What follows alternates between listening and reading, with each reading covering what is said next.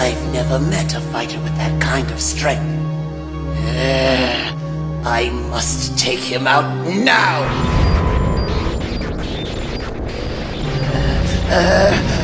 Prepare for battle! Lord Frieza! Restrain yourself! What's going on, Lord Frieza? I felt something unnatural. There was a fighter of absolute magnanimous proportions that tried to take down my empire. This red hair was failing in the wind, and all my senses told me this warrior must be defeated. Ah, you have engaged in combat with one of the wonders of the cosmos. Lord Frieza, as a humble king of a mere world, allow me to educate you on the three wonders of the cosmos. The pretty boy wonder, Gojo Satoru. The bald wonder, Saitama. And the red hair wonder, Shanks. You, Lord Frieza, have engaged in combat with the red hair wonder, Shanks.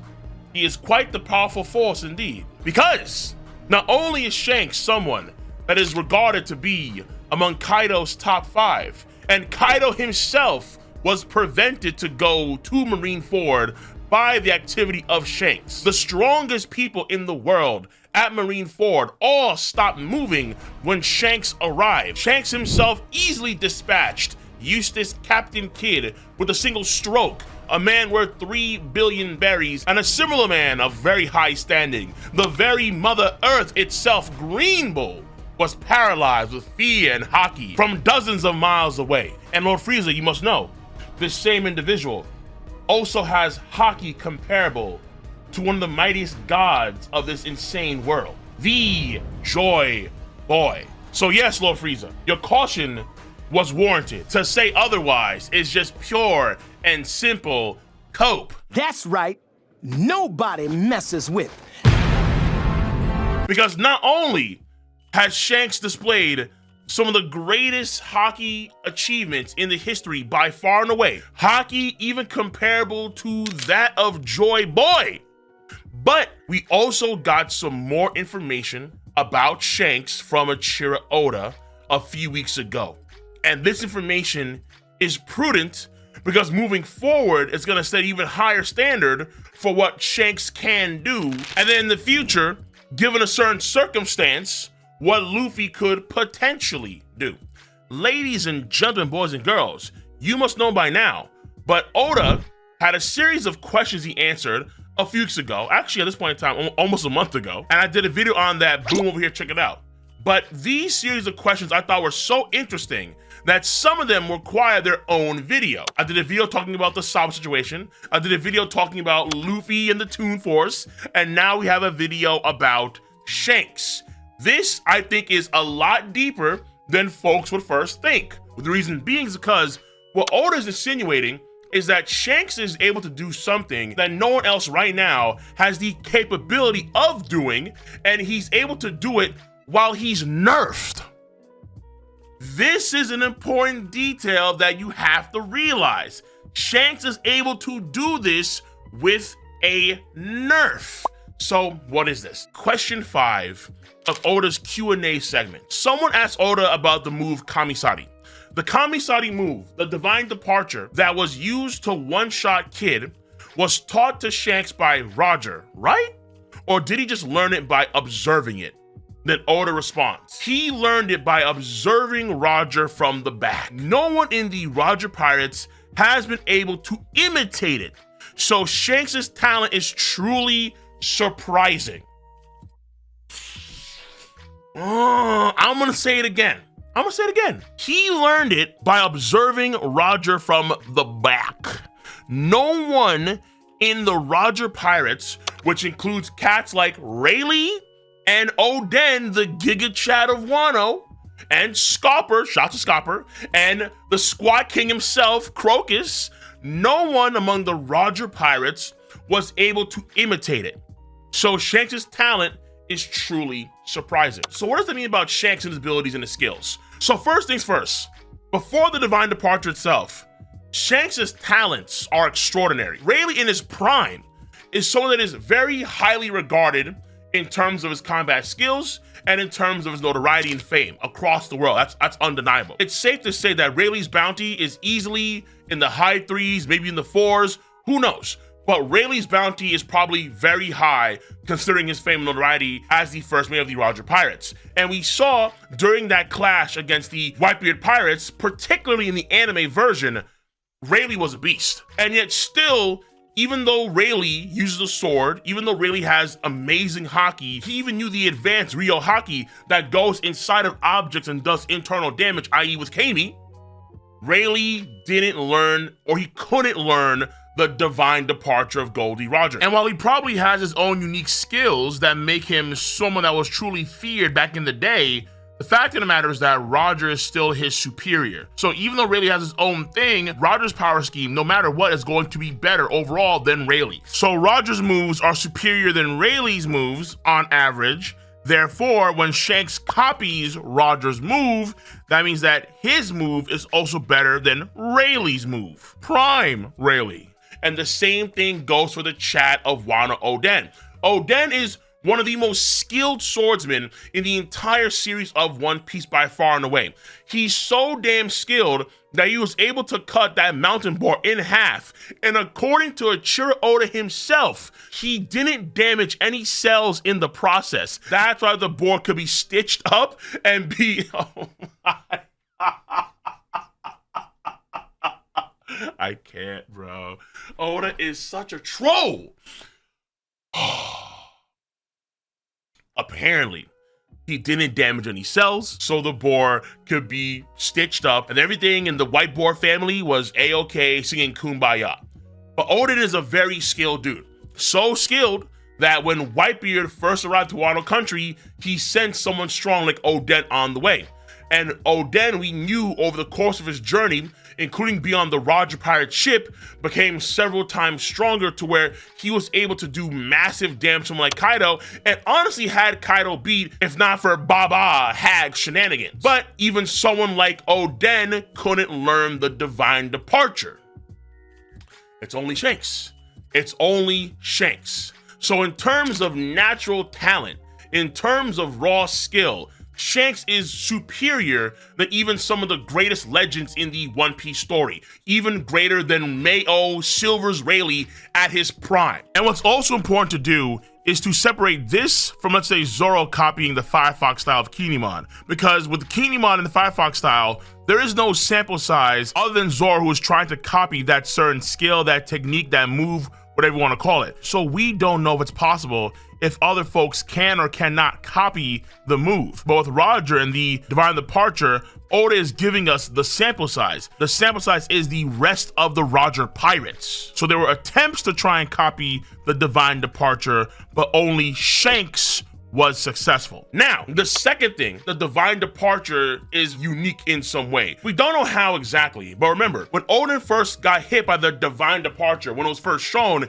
in chapter 966, he jumps out of the tree and says, wait, what was that? I must have a word with you. Hold on, it seems to be an air cut, something that we never seen, let's say, Oden do, particularly, but you would assume it wouldn't be a big deal, per se. But why was Oden, who's a very skilled swordsman, why was he confused by an air cut? My thought process here could be, okay, well, maybe because it just simply has Conqueror's Haki infused into it, and Oden, let's say at that point in time, wasn't aware of how to use Conqueror's Haki infusion. And that is what he later on learns during his voyage with Goldie Roger, and then he applies that Conqueror's Haki to the Paradise Totsuka when he scars Kaido. So it could be something as simple as that, where it was very obvious. Roger and Whitebeard, when they used Conqueror's Haki infusion, the power level was insane. When they have their clash right after, it's off the charts, and it shocks Oden to his core, therefore verifying what he had seen and felt before from Goldie Roger with that Divine Departure. It's just simply Conqueror's Haki infusion. That's what threw off Oden. But what if there's something more to it than, let's say, just a regular Conqueror's Haki infused attack? Is there a particular thing about Conqueror's Haki that is imbued into the attack itself that makes it particularly unique? When Kid takes it, he gets annihilated. And in the anime version of that Divine Departure, the explosion that we see from his ship is caused by a chain reaction of his power going AWOL, and then all the cannons and so on in the area, all that gets blown up. So if the explosion that we see with Kid's ship is not caused by the energy that Kid had stored up to destroy an entire armada, then what happened to that energy? The explosion would have been several times the size of what we saw on Kid's ship. But where did that energy go? And this is where we can talk about the idea of Shanks' Haki literally suppressing Kid's ability. I've done videos in the past before explaining how I think Oda's really hinting at the idea of Conqueror's Haki being able to just shut down powers wholesale. And guess what? You can check out that video, boom, over here. And also, if you like this video so far, then support it with a what? A thumbs up, subscribe to the channel, and click on that bell to join the notification squad. Now, when Greenbull was going to retaliate against Momonosuke and company, he was in full gigantic tree Groot form. He was in Mother Earth Gaia form. But then in comes the Conqueror's Haki Pulse of Shanks, the Wi-Fi Haki, bzz, and he shut it down. His powers literally got repressed by Shanks. That's the way it seemed. And in the anime, it's even more so, where like the Haki kind of surrounds Greenbull as if it was some sort of straitjacket. Conqueror's Haki and Conqueror's Haki infusion at a certain level may have the willpower to literally stop attacks or abilities from working. And it doesn't matter the type of attack or ability, because recall this too, in the volume 4 billion data book, for Film Red, which as far as I understand is Oda backed, it is canon, Shanks does have an ability to literally stop future sight. No one can see Shanks' future because he's able to kill future sight. Observation, Haki, killing. That is an insane thing to do, and it's a Conqueror's Haki ability, a Conqueror's Haki technique. So in theory, it's not just because of the power of the move itself, it's also potentially the unique properties of Conqueror's Haki, where willpower so high can literally stop other things from functioning. And Oden could have maybe felt some of that in the attack of Goldie Roger, because it is very likely that Goldie Roger also has insanely absurdly high Conqueror's Haki levels, to the point where, just like Shanks, he could also have Conqueror's Haki comparable to someone like Joy Boy. It could also explain why people like Rayleigh and Oden ultimately couldn't copy the Divine Departure, because you need a certain threshold of Conqueror's Haki, an affinity for it, a level of it, wherever it is, to be able to utilize that move. Regular Conqueror's Haki is 500 megabytes or less, but you need that fiber optic good stuff, right? You need several gigabytes of Conqueror's Haki to be able to pull off a Divine Departure. That very same Haki could shut down even the 5 elders. The 5 elders in their transformed states, they themselves, who also have Conqueror's Haki, problem is that they only have 500 megs. They're not fiber optic, baby. They don't have that good stuff. Shanks has the good stuff. Joy Boy has the good stuff. And the Conqueror's Haki of Joy Boy could shut down the 5 elders, just how Shanks' Conqueror's Haki could shut down Greenbull. And above all else, this is Shanks with ultimately a skill nerf. And that skill nerf comes in what? It comes in the form of his swordsmanship. There was a good chance that Shanks probably knew the Divine Departure for quite a bit of time, again, considering how he saw Roger do that, and he was still a kid, but he could actually utilize that later on in life. But remember, Shanks is left-handed.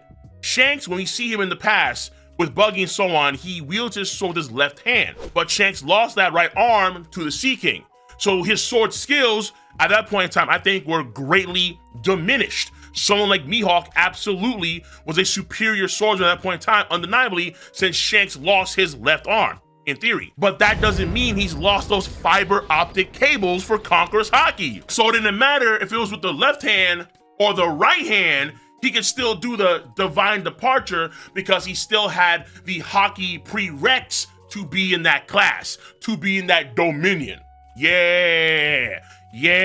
So this to me is a clear sign, well, maybe not clear, because obviously it's just a theory, a Haki theory, a One Piece theory. But I would say it's more of a sign to indicate that in terms of Haki, he is so far above the rest of the pack, it's insane. And him being able to use the Divine Departure, whether it be with his dominant hand in the past or his non-dominant hand now, is a sign that his Haki game is truly something miraculous, stupendous, off the charts, insane. Haki can transcend all things. Not to say that difference don't matter. In fact, I would lean towards them because you can still have insane Haki with devil powers. But when you have someone like Shanks, who's like so far into the pack, it's like, bruh. More signs for even a Prime Odin and a Prime Rayleigh, they can't do what Shanks could do. And that's what he was on Frieza's radar, because he is the red-haired wonder. It is what it is. But let me know your stance on the subject matter at hand. If you enjoy your boys' video content, give it a thumbs up again, subscribe to the channel, and click on that bell to join the notification squad. I'm gonna catch you guys and gals on the flip side. See you. Bye-bye.